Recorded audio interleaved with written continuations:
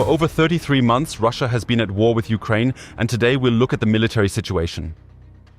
I'm Julian Rupke, and this is BILD Situation Room.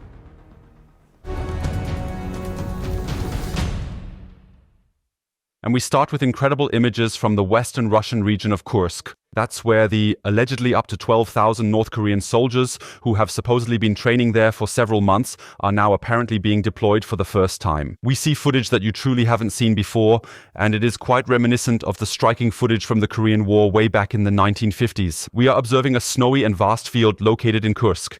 On the right, we will soon spot a suspected Ukrainian position within the dense forest. It's clear that we can see hundreds of North Korean soldiers advancing toward them, lacking any vehicles or protective measures, just moving steadily across the open field toward the soldiers who are reportedly Ukrainian and stationed there. And we're about to see how the Ukrainians, who are monitoring all this with drones, now start to combat these soldiers. They operate with machine guns, mortars, artillery, and practically everything imaginable. And we have massive losses among the North Korean soldiers advancing here completely unprotected. We can take a look at the whole thing and soon see the different groups. And we can really see that. So in the middle here, it's harder to see in the white area. There are dozens more soldiers advancing down here. We will soon observe the first shells hitting here. And when we zoom in, we can take a brief moment to pause and see how after a few strikes, we merely see just a few impacts of the shells naturally. The machine gun shots cannot be seen. We are able to observe the soldiers that are still visible here and are furthermore 3 of them remain standing while 1, 2, 3, 4, 5, 6, 7 of them are not standing any longer. This means that after just the first quarter of the field, we've already reached a loss rate of deaths, injuries or wounded on the North Korean side of 70%. And as I said, that's just the first quarter of the field. They still have to go much further to then run into the forest on the right side. We can observe that here. So here is the Ukrainian position situated on the right side, and we can see now the closer they get, the more various types of weapons are being used then. Some make it to the forest, some just arrive. And we'll soon see again that also on the right side here we see it. Many don't stand anymore and are already lying down, because we can see the high density of Ukrainian shells, probably smaller mortars, smaller calibers hitting here, but also on the left side we continuously see new impacts.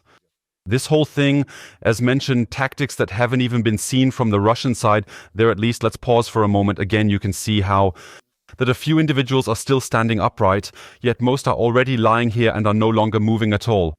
And as I said, we see impact craters, but we don't see what's raining down from machine gun and rifle fire from the forest onto this field or this snowy field right now. These are tactics that haven't been seen for 70 years, not even by the Russian army, maybe partially by the Wagner mercenaries, but at least they tried to find cover. They made an effort at least to move in a manner that ensured they weren't directly within the enemy's machine gun fire. We have additional footage from the past few days where we also see how the North Koreans move, and it's really incredible tactics, simply unbelievable. Those are actually thousands of soldiers who were sent there deliberately, simply to die, to perish en masse, and then the 10-20% who ultimately survived to take the Ukrainian position. And it seems very important to definitely get this region back under Russian control by January 20th before President Trump comes to power again, and then it could potentially ensure that the front is frozen as it currently is. And the Russians absolutely do not want the front to be frozen within Russia. What we see here, of course, pixelated, is Ukrainian drone footage. And yesterday there was yet another North Korean attack, and following this assault, as we can see here clearly, 23 soldiers were laid out side by side at this specific location, were thus laid out, then later transported towards Pyongyang or wherever. In any case, very impressive images, also terrible images, of course, showing us how utterly disdainful of humanity the rulers Putin and Kim Jong-un are acting here to just somehow make small territorial gains. So once again, another drone footage of these soldiers. There are 23 at this spot, captured from various perspectives, filmed by Ukrainian drones. We also see this tank next to it, the damaged tank with the track lying down here. Also quite interesting. This essentially proves that these recordings are genuine, showing the same dead bodies filmed in Kursk from 3 different perspectives. We intend to move from Kursk, venturing a bit deeper into Russian territory, to Oryol. A significant and severe Ukrainian attack took place there on a Russian oil processing plant on Saturday evening. And we can see here from passers-by who are basically filming at night how a fire is about to break out right up front. We observe the refinery, noting its various towers, and will soon witness the dramatic impact of one of several Ukrainian kamikaze drones right over there were used.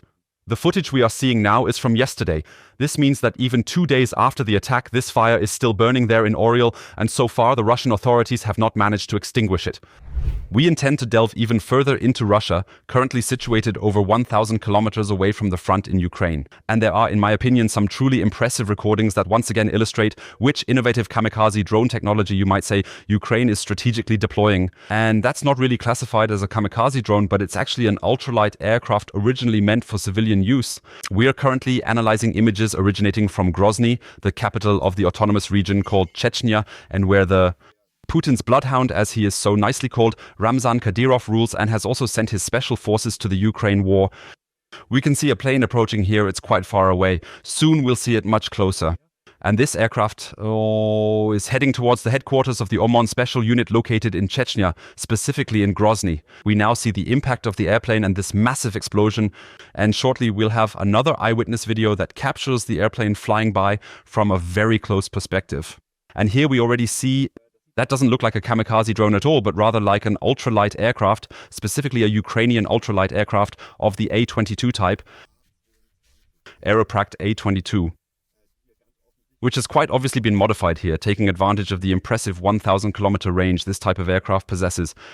In this case, not to transport people, at most 2 can fit in from A to B, but to deliver approximately 200 kilograms of explosives to the target. Let's continue running it. We can truly see quite precisely how the plane crashes, and it's pretty clear how exactly it's being controlled. One must clearly say that. A radio connection doesn't work because they're nearly 1,000 kilometers away from the front. And due to the Earth's curvature, it's not possible to control it via radio. Pilots are obviously not inside either. We also saw that the windows are taped up in all directions, so there's probably the possibility via GPS, also via satellite control for the aircraft here, to ultimately fly correctly into the respective building. At this distance, you also have to say there's no way to program it and just say, fly straight ahead. This is, of course, because we have a variety of different wind and weather conditions, as well as other factors that significantly affect this course. Therefore, it is necessary to theoretically maintain control until the very end to successfully fly this airplane to its intended destination. Let's take another look at the map. As I mentioned, it's about 1,000 kilometers from the front to the impact site.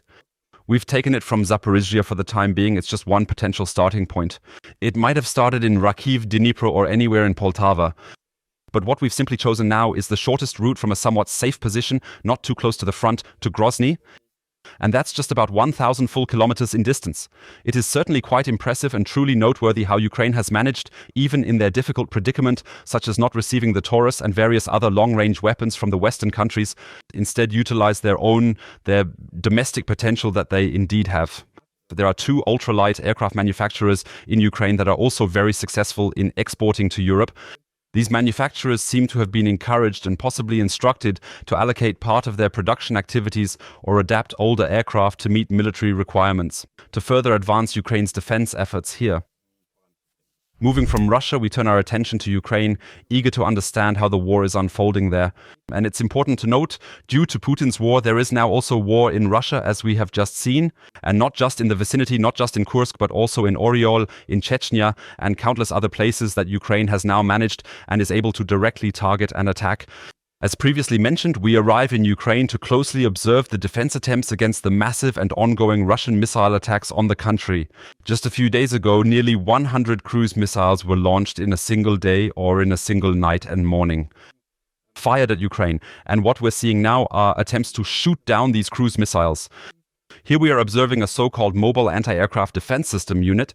So this vehicle is a pickup truck equipped with a mounted M2 Browning heavy machine gun attached to it. And now we can observe a Ukrainian soldier attempting to open fire at a cruise missile that's advancing from the rear. However, in the end, it is not the Browning machine gun that shoots down this cruise missile, either of the Calibre or KH-101 type, as we see it. But if we take a closer look, It's actually an anti-aircraft missile that's being deployed in addition now. Let's take a look at it closely. Here you can see the anti-aircraft missile trailing the cruise missile, which moves at an approximate speed of 800 kilometers per hour and successfully manages to hit it. Now we can see it more clearly as he gets shot down and then ultimately crashes down here accordingly.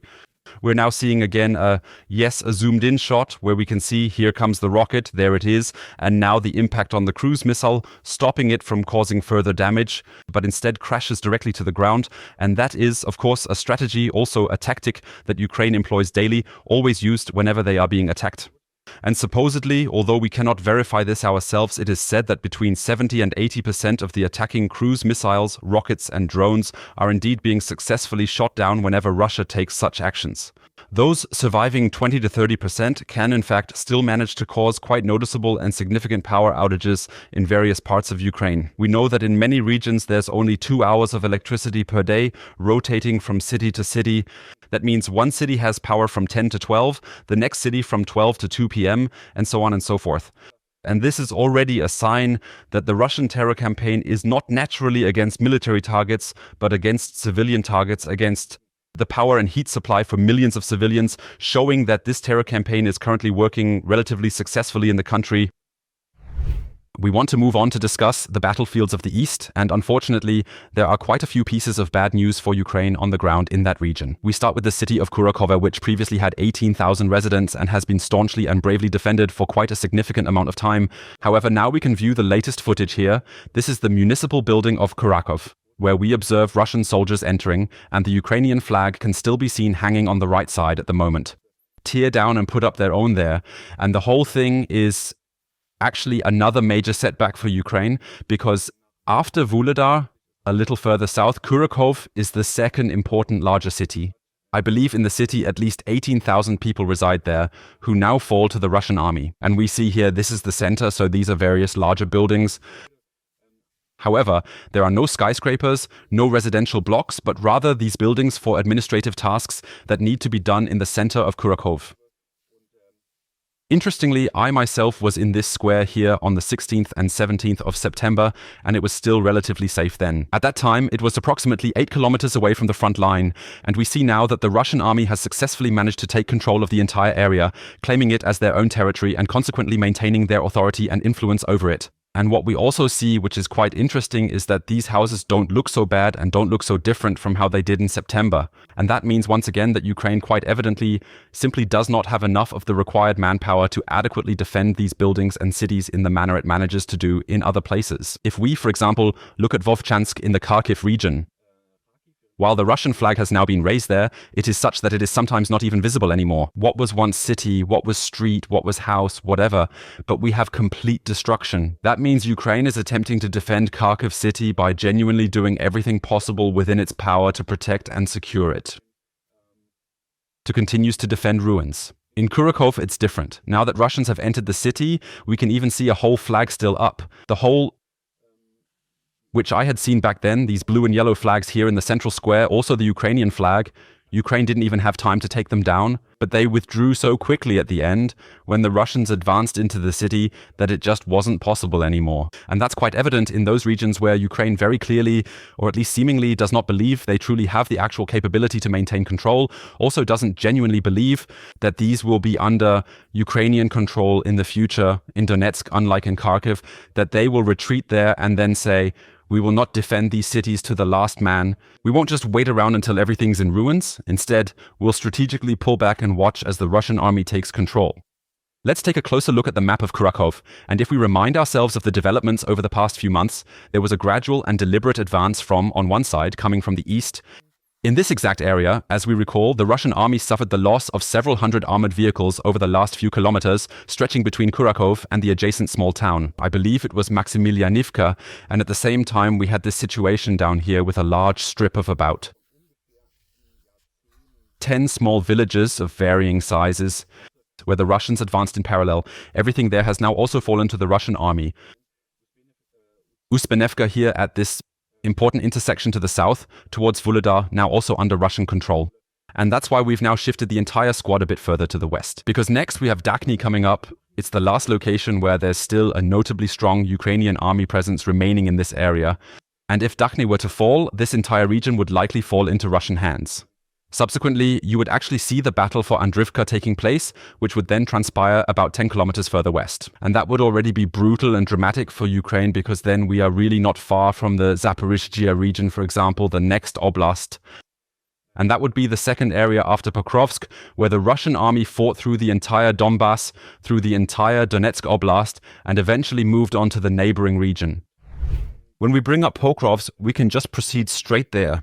In that area too, the Russian army is still advancing steadily, and we have some video footage from the last town before reaching Pokrovsk, namely Shevchenko, another small town where the Russians have now gained a foothold and where they have, as we'll see shortly, occupied the school. We have the footage that shows, as has often happened before, a solitary tank, missing any infantry support, has been sent into the location and is currently engaging the Russians. We can see the Ukrainian tank on the lower side, and here we see the school building of school number 33 on the upper side, where the Russians have now gained a foothold because it is a large, massive building.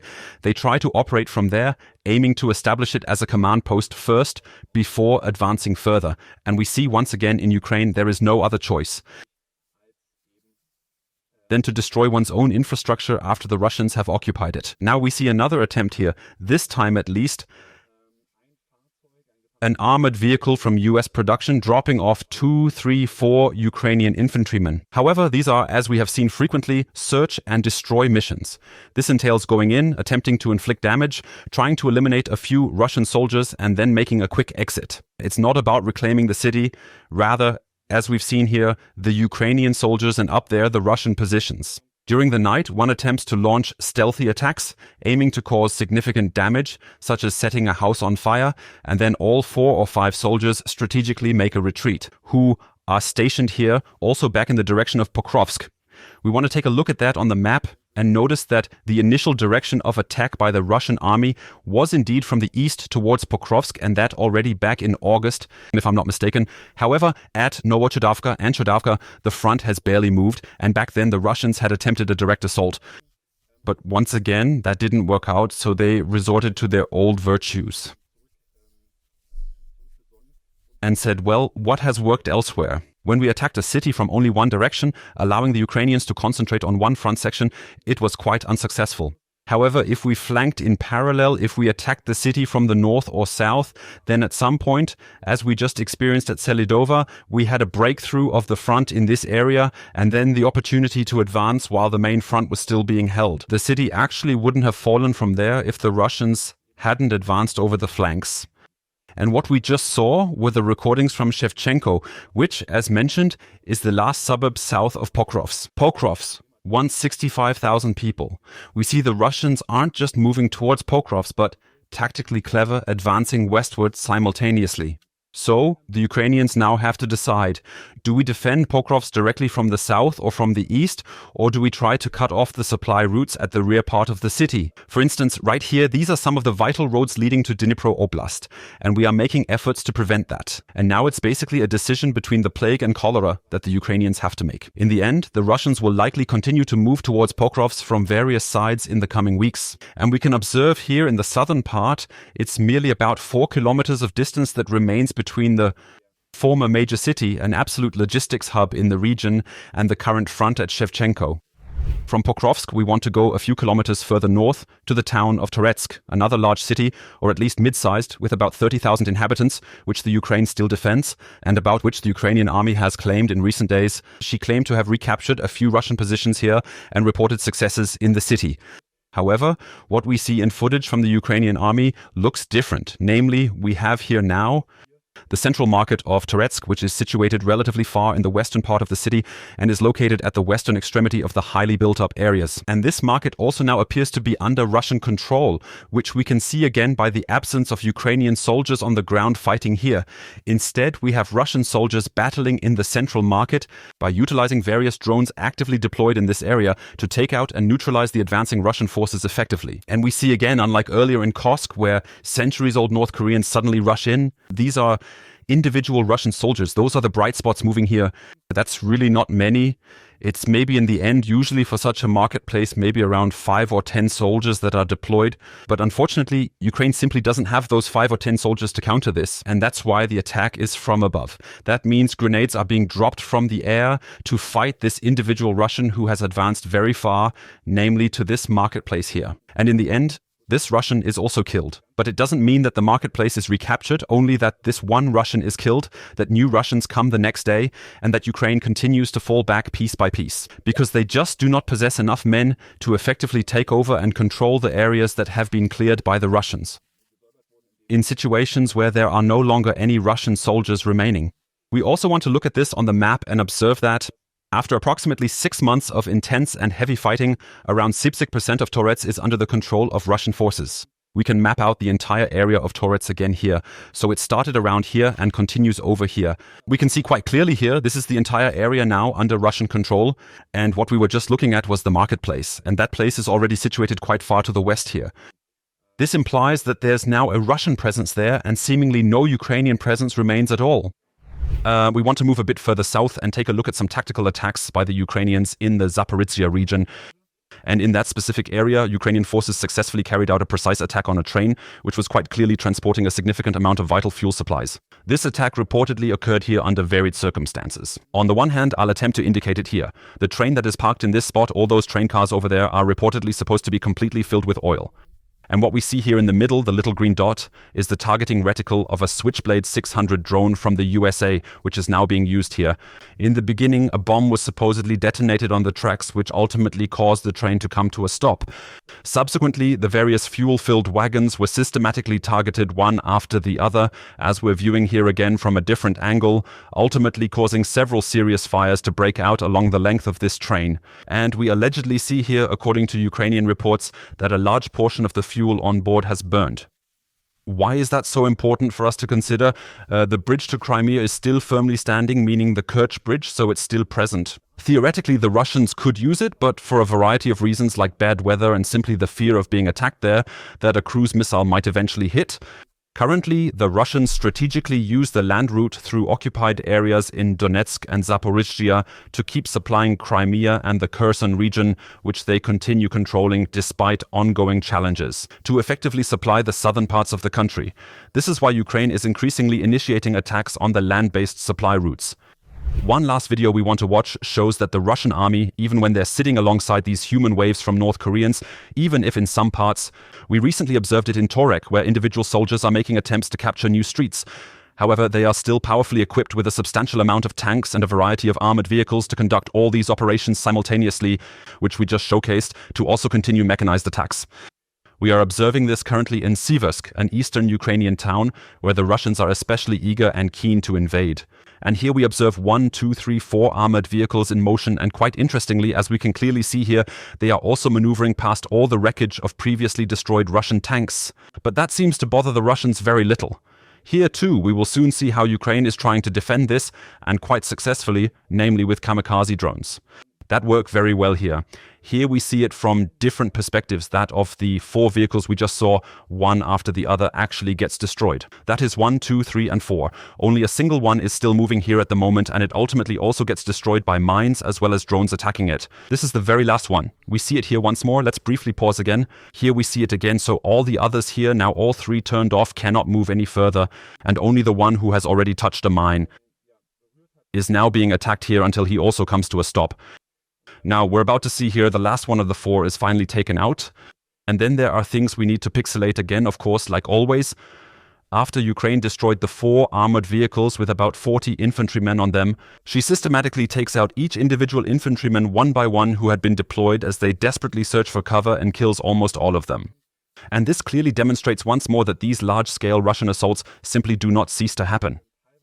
Only with individual soldiers, sometimes with hundreds of North Koreans, but sometimes quite classically with armored vehicles from which the infantrymen are then deployed. All of this results in hundreds of Russians being killed and wounded each day, and also causes the eastern part of Ukraine to slowly but steadily fall into Russian hands.